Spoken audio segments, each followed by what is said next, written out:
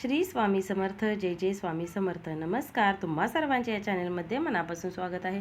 श्री स्वामी समर्थांच्या कृपेने तुमच्या मनातल्या सगळ्या इच्छा पूर्ण हो आणि तुमचा दिवस आनंदात जाओ. आपण जे कोणी स्वामी भक्त आहेत ते अनेक प्रकारे श्री स्वामी समर्थांची सेवा करत असतात.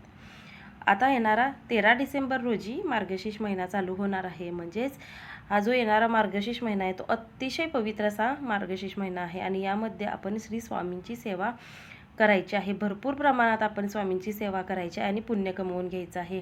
आपल्या पुण्याचा बँक बॅलन्स वाढवायचा आहे. मार्गशीर्ष महिन्यात स्वामींची कोणती सेवा करायची आहे हे तुम्हाला मी सांगणार आहे. श्री स्वामींची सेवा केल्याने श्री स्वामी समर्थ महाराज अशक्य ही शक्य करतात, याची प्रचिती आल्याशिवाय राहत नाही. आपण म्हणजे बरेच लोक जे आहेत ते मार्गशीर्ष महिन्यातल्या गुरुवारच्या व्रतासोबतच स्वामींचे 11 गुरुवारचे व्रत देखील करत असतात. आपल्या अडचणी दूर होण्यासाठी, आपल्या मनातल्या इच्छा पूर्ण होण्यासाठी, आपण एखादं जर काम करत असेल तर ते पूर्ण होण्यासाठी, कार्य सफल होण्यासाठी हे व्रत करत असतात.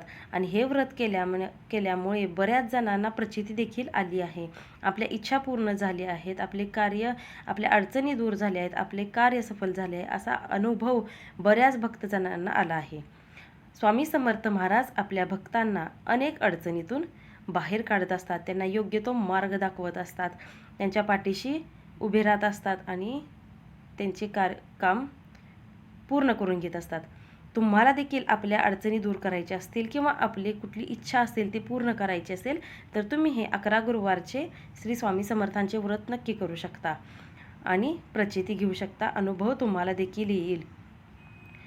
तर 11 गुरुवारचे व्रत कसे करायचे, तुम्हाला करायचे असेल तर ते कसे करायचे, त्याची मांडणी कशी करायची हे मी तुम्हाला सांगणार. तर त्याची मांडणी कशी करायची हे आधी आपण पहिल्यांदा बघू.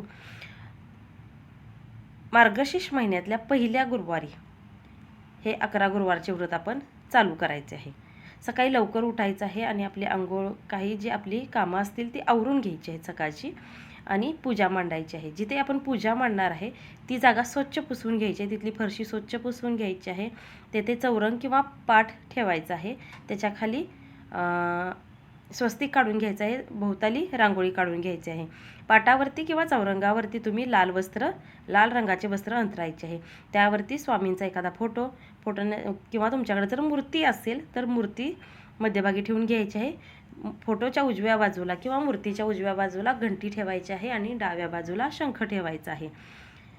ही सगळी मांडणी करत असताना आपण अगरबत्ती आणि दिवा प्रज्वलित करून घ्यायचा आहे. धूप असेल तर धूप देखील लावून घ्यायची आहे. सगळ्यात पहिल्यांदा स्वामींच्या फोटोला गंध लावायचा आहे. त्यानंतर स्वामींसमोर एखादं फळ ठेवायचं आहे. एका वाटीमध्ये साखर ठेवून त्यावरती तुळशीपत्र ठेवायचं आहे आणि नंतर एक छोटासा चंबू असतो तो किंवा ग्लास भरून पाणी ठेवायचं आहे. घंटीच्या समोर जपमाळ ठेवायची आहे. ह्या अशा पद्धतीने आपण पूजा मांडून घ्यायची आहे. फोटोला किंवा मूर्तीला फुलांचा हार घालायचा आहे. हार नसेल तर काही हरकत नाही, फक्त फुलं ठेवली तरी चालू शकते. तुमच्याकडे जर गुरुचरित्र सारामृत असेल म्हणजे पोथी असतील तर ती देखील आपण ठेवायची आहे. ही सगळी मांडणी करत असताना आपल्या मनात कोणताही विचार नको आहे. आपल्या मनात फक्त स्वामींचे नाव पाहिजे. स्वामींचे नाव घेतच आपण ही सगळी पूजा मांडायची आहे. ह्या अशा पद्धतीने अगदी व्यवस्थित मांडणी करून घ्यायची आहे. त्यानंतर 11 गुरुवारचे व्रत का करत आहेत हे आपण सांगायचे आहे, म्हणजे तो संकल्प करायचा आहे. अशा प्रकारे व्यवस्थित पूजा मांडून झाल्यानंतर फोटोसमोर, मूर्तीसमोर व्यवस्थित बसायचं आहे मांडी घालून आणि आपण हे व्रत का करत आहे हे स्वामींना सांगायचे आहे. म्हणजे तुमच्या मनात जी कोणती इच्छा असेल ती बोलून दाखवायची आहे आणि असा संकल्प आपण करायचा आहे. संकल्प करताना आचमन करायचे असते. आचमन म्हणजे काय ते मी तुम्हाला सांगते. एका भांड्यात पाणी घ्यायचं आहे. छोटा गडू असेल नाही तर ग्लासमध्ये पाणी घ्यायचं आहे आणि एक तामण घ्या. तामण नसेल तर ताट देखील तुम्ही घेऊ शकता.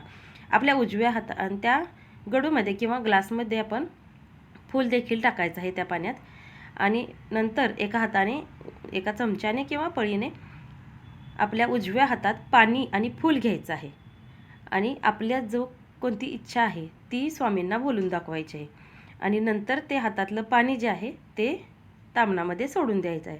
अशा पद्धतीने आपण संकल्प करायचा आहे. नंतर तुम्ही 11 माळी जप करायचा आहे. श्री स्वामी समर्थ या षडाक्षरी मंत्राचा जप करायचा आहे.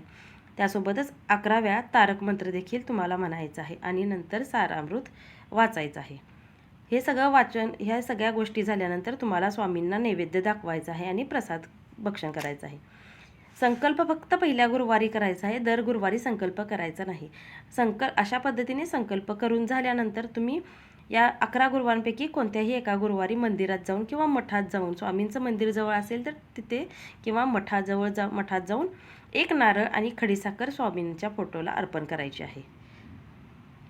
तुम्ही दिवसभरात कधीही, गुरुवारी कधीही तुम्ही मंदिरात जायचं आहे. म्हणजे 11 गुरुवारपैकी कोणत्याही मंदिरात जाऊन खडीसाखर आणि नारळ अर्पण करायचं आहे. तुम्हाला जर नाही शक्य झालं तर तुम्ही घरात आपल्या स्वामींच्या फोटोसमोर हे नारळ आणि खडीसाखर अर्पण करायचे आहे. ही मांडणी जी आहे ती सकाळीच करायची आहे.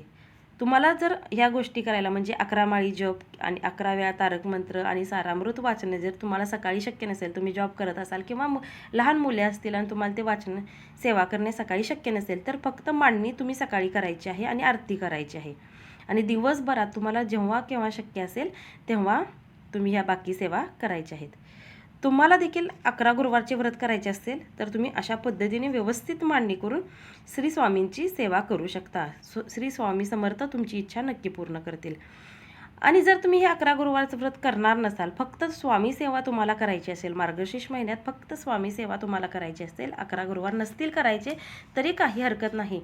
तर तुम्ही दर गुरुवारी महालक्ष्मीच्या व्रतासोबतच, म्हणजे आपण महालक्ष्मीची व्रत जी सेवा करणार आहे तेव्हाच आपण श्री स्वामी समर्थांची देखील सेवा करायची आहे. काय सेवा करायची तर दर गुरुवारी आपल्या स्वामींच्या फोटोसमोर बसून नित्यसेवा पुस्तकातील श्री सूक्त म्हणायचं आहे. फक्त एकदाच त्याचं वाचन करायचं आहे. त्यासोबतच महालक्ष्मी स्तवन देखील तुम्ही पठण करायचं आहे. या 2च गोष्टी तुम्ही या सेवेमध्ये करू शकता. ही सेवा कोणीही करू शकते, म्हणजे मुले, महिला, पुरुष कोणीही ही सेवा करू शकते. माता लक्ष्मीची आणि स्वामी समर्थांची अखंड कृपा आपल्यावर व्हावी म्हणून ह्या सेवा आपण करायच्या आहेत.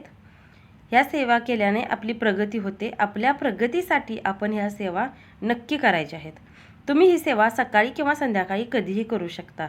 एकतर तुम्ही मार्गशीर्ष महिन्यात 11 गुरुवारची व्रताची सेवा करू शकता किंवा ही श्री सूक्त आणि महालक्ष्मी स्तवन पठण करण्याची सेवा करू शकता. तर ह्या सेवा तुम्ही नक्की करा. आणि पण ह्या सेवा करत असताना तुमच्या मनात नेहमी श्रद्धा पाहिजे आणि स्वामी समर्थांवरती अखंड विश्वास पाहिजे, तर तुमचं काम नक्की होईल. श्री स्वामी समर्थ तुमच्या मनातल्या सगळ्या इच्छा पूर्ण करतील. या व्हिडिओमध्ये सांगितलेली माहिती जर तुम्हाला आवडली असेल तर तुम्ही या चॅनलला नक्की सबस्क्राईब करा. सबस्क्राईब केले असेल तर लाईक आणि शेअर करा.